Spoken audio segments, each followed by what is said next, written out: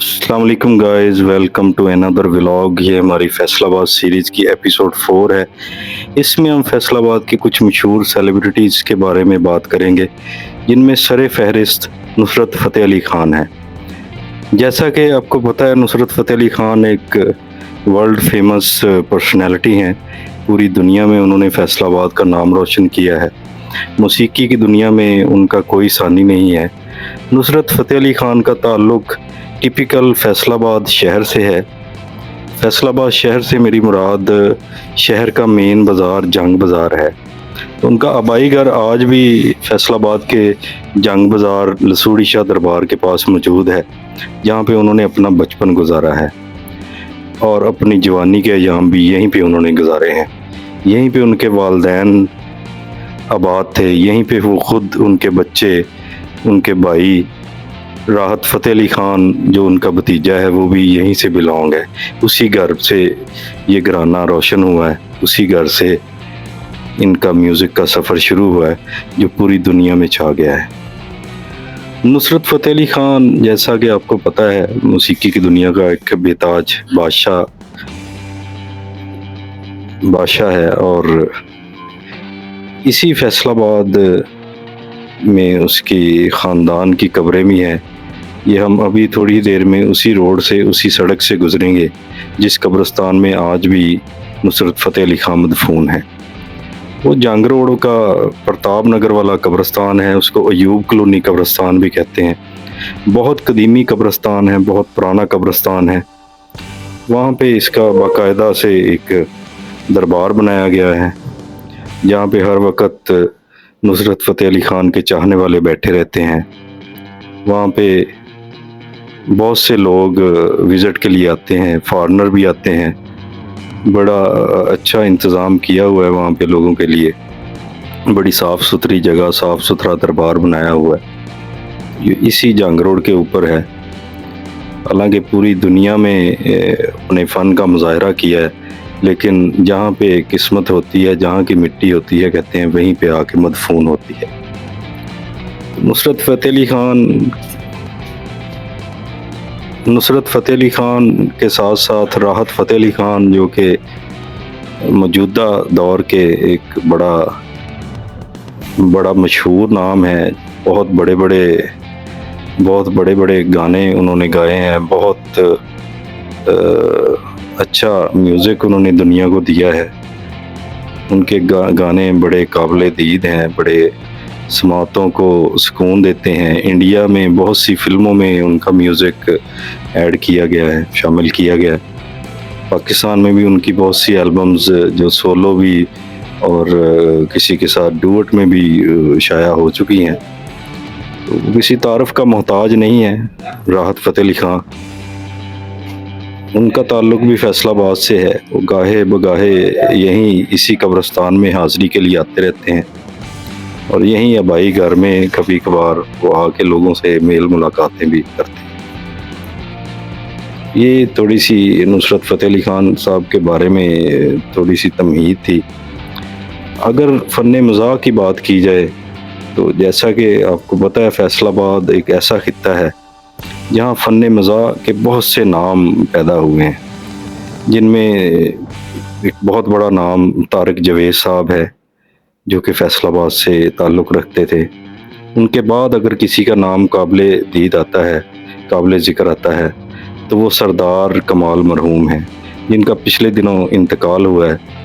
उनकी कब्र भी उनके आबाई इलाका पीपल्स कॉलोनी में मौजूद है। कभी टाइम मिला तो उनकी कब्र की भी एक वीडियो बना के आपसे मैं शेयर करूँगा।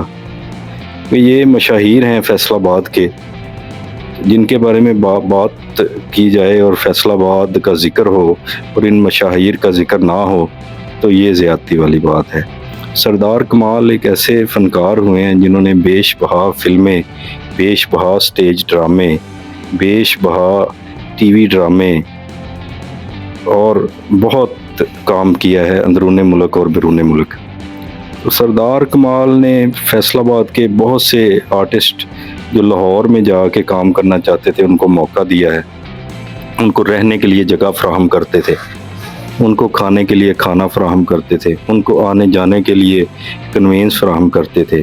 हत्ता कि अगर किसी को काम नहीं मिला तो उसको काम दिलवाने में भी उसकी सिफारिश करते थे। तो ये उनकी खिदमात हैं कुछ चंद एक फ़नकार कम्युनिटी के लिए, फ़नकारों के लिए।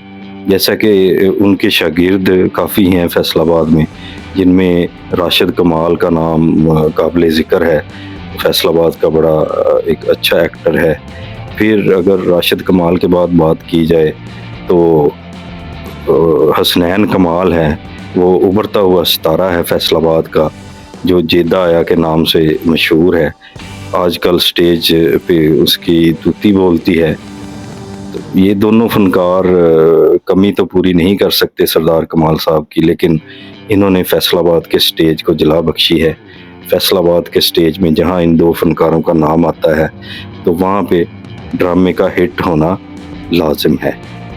फ़नकारों का सिलसिला अगर हमने शुरू किया तो इनके साथ साथ एक फैसलाबाद की स्टेज की दुनिया का बहुत बड़ा नाम है, जिसे तस्लीम अब्बास के नाम से दुनिया जानती है, जो आजकल काफ़ी सारे टीवी शोज़ में बैठते हैं।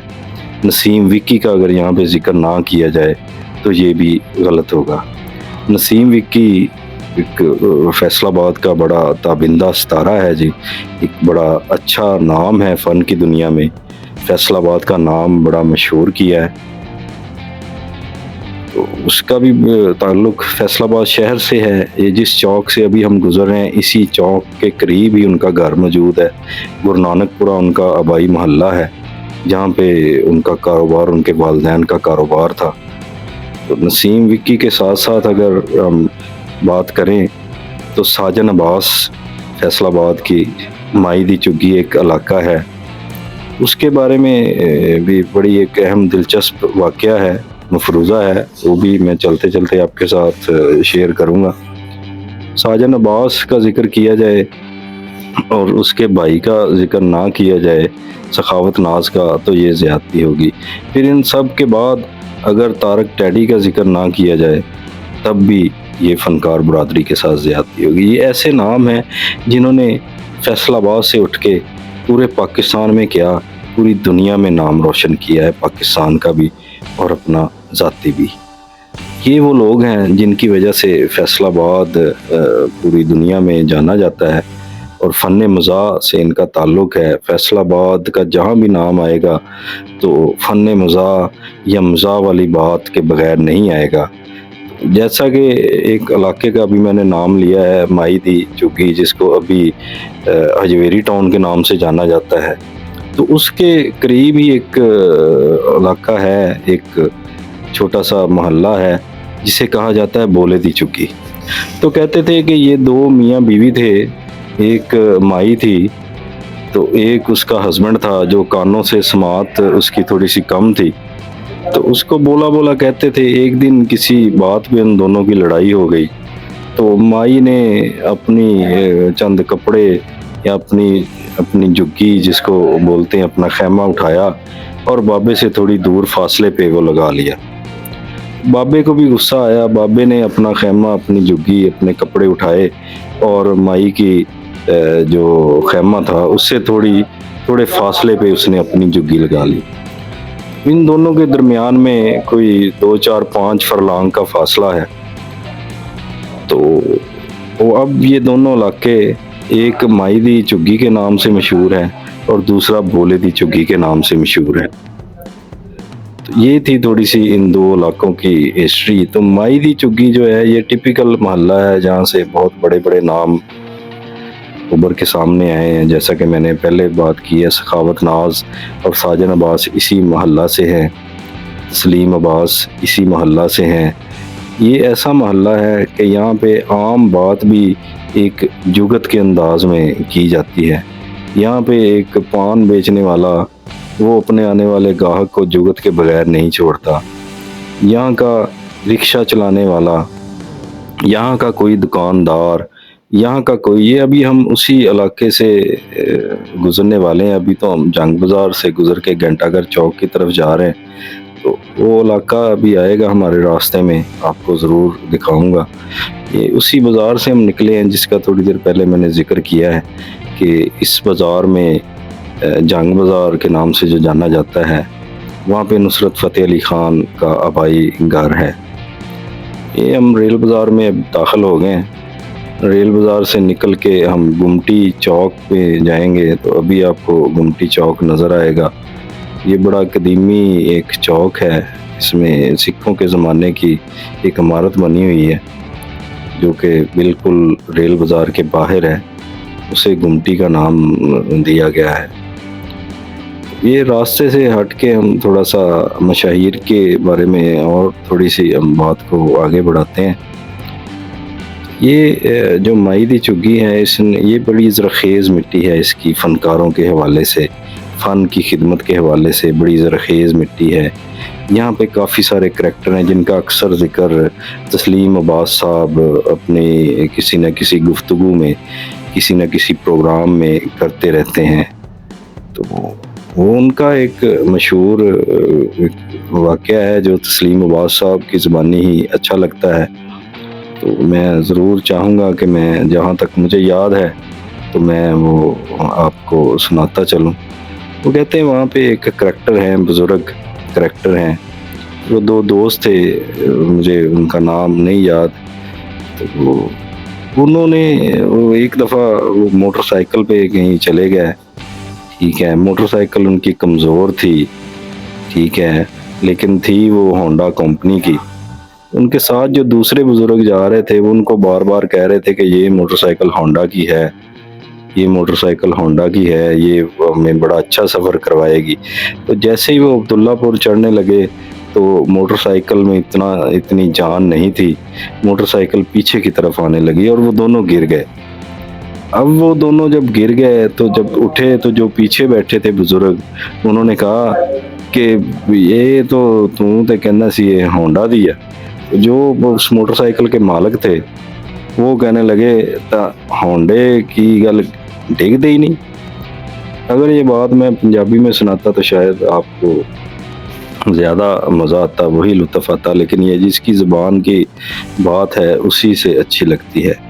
तो किसी दिन वो क्लिप हम डालेंगे इसमें, तस्लीम अब्बास साहब से जब भी मुलाकात हुई तो ये वाक़या उनसे ज़रूर सुनेंगे और वो एज़ इट इज़ मनो-अन आपको सुनाएंगे और आपको दिखाएंगे भी। बाकी होप ये वीडियो आपको आज की पसंद आई होगी। पसंद आई है तो लाइक और शेयर और सब्सक्राइब ज़रूर कीजिएगा। अभी आप सफ़र एंजॉय करें और सफ़र ख़त्म होते ही वीडियो का इख्तिताम हो जाएगा और हमारी गुफ्तगू का सिलसिला यहाँ पे ख़त्म होता है, क्योंकि आगे रश वाला एरिया आ रहा है। तो हम अपनी पूरी तवज्जो के साथ मोटरसाइकिल को ड्राइव करेंगे। अल्लाह हाफिज़।